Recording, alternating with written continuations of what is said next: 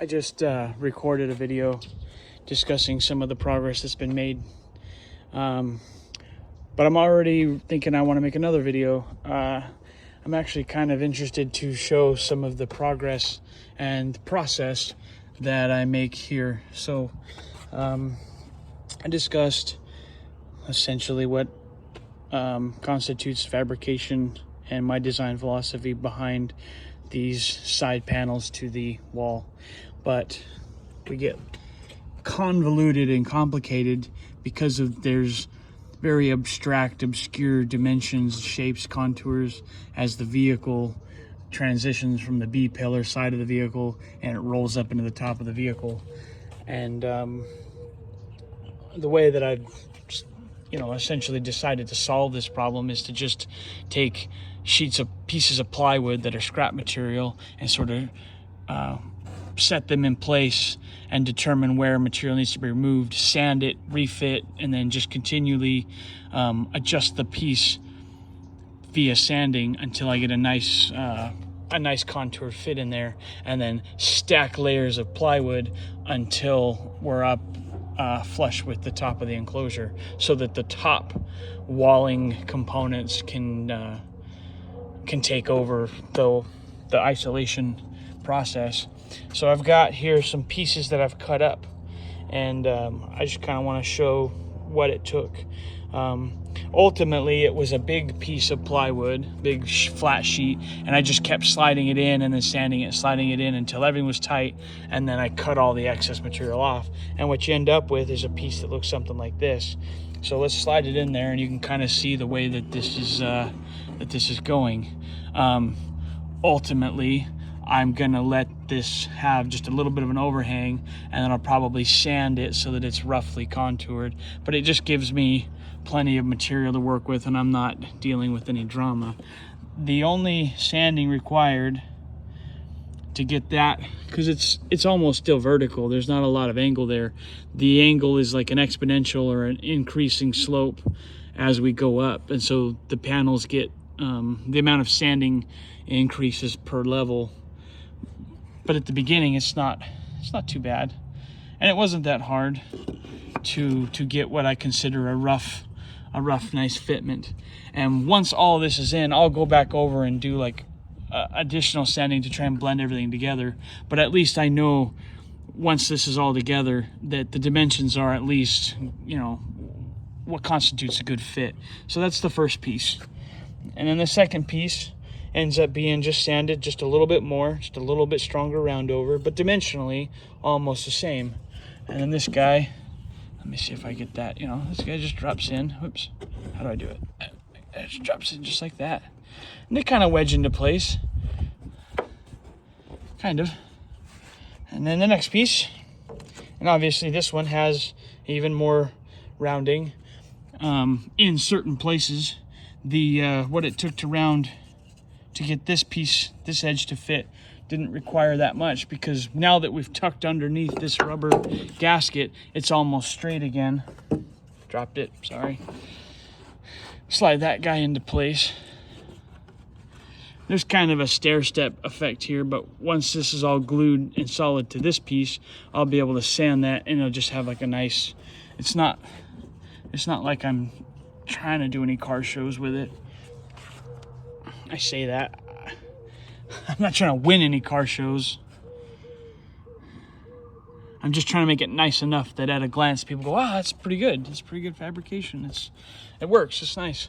So that's how that goes. This piece here, let's see. I have not cut completely yet. It goes like that. But I have had to sand it, and that's one required the most sanding because we're getting closer to the top. But this is how this has been going, right? So I'll just take a raw piece and I'll slide her in there, and I'll push it, right, so that we're flush to the enclosure, and then I just push it and work it and determine, and it's like at first this panel will stop long before we get to where we need to go. But I can sort of look at it, and if nothing else, the inside is the best indicator of how that needs to go. So you can see, let's see, can I reach around the outside? I can't. But that's the contour that I was able to achieve. right? And there's a sort of a stair step to these as well, but I'll end up wanting to sand all of this so that it's a nice, you can see that that's got a nice, I say nice, relatively nice transition from these bottom pieces up into that. It's got a little bit of a cup out. It's cupped out, if you will. And so I'll have to do that here. And I could remove this material before sanding, but the amount of time it takes to sand with that sanding pad that I've got on that grinder, it's really not that bad. And I kind of rather sand it because I can take my time and I can kind of look at it, and I don't know, sanding's kind of fun. At least with that grinder it is. I'll end up sanding it so that this contours better to the enclosure here.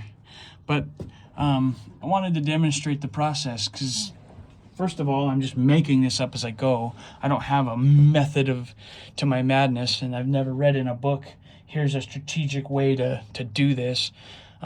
Really just sort of just making it up as I go. But I should be able to, with the other side, I was able to grab that stack and pinch it and pull it out without shifting any of the pieces, and then carefully holding it and putting a C-clamp on it. And then I'm able to take my sander with it C-clamped so that all the pieces to the stack don't shift or move, and I can sand every edge flush to each other so that I can separate the pieces and it'll puzzle piece back together, and it's easy to get everything lined up exactly because all the edges are exactly flush to each other. Right now, if I was to take this stack out and pull the pieces apart, it would be difficult to identify exactly how to get everything lined up. So what I intend to do is get this stack built, grab it, pull it out without anything shifting, clamp it, do that, so then I can glue them and I can make sure that every piece is exactly lined up because I've sanded everything so that it's easy to identify like where they go so that everything's like fits properly. I think that'll work. That worked on the other side. If it doesn't work, I could imagine gluing these in layer by layer and just working hard to make sure no glue leaks out and glues things that I don't want it glued to. We'll see, but that was what I did. On the other side, this stack got glued together. I think I showed a video of it because it looks like the underside of a ship or a boat. At least that's sort of the imagery that I got out of it. I showed that I had glued that stack together, and then I was able to glue it to this. As I recall, I just put glue on it, shoved it in here, and then let it cure, and then it was all one piece and pulled out, and it works. So I think I should be able to replicate that. But I wanted to make this video to show you what I've been doing to solve the problem of these complicated contours that you have to deal with when you're walling off an enclosure. I have an allergic reaction when a novice tries to teach people, and this isn't exactly a tutorial. I'm not saying, here guys, I'm a genius, let me show you how to build a wall. It's more, I'm trying to figure out how to build a wall, come with me on the adventure. I'm not saying that I'm an expert or I know what I'm doing. This is what I'm doing, and I'm trying to be as expert about it as my ADHD will permit. But don't take what I'm doing as, oh, I'm a genius. I do think I understand the physics of sound, and I have the theory and principles of sound sorted out, and I think I have a rough idea of how to do fabrication.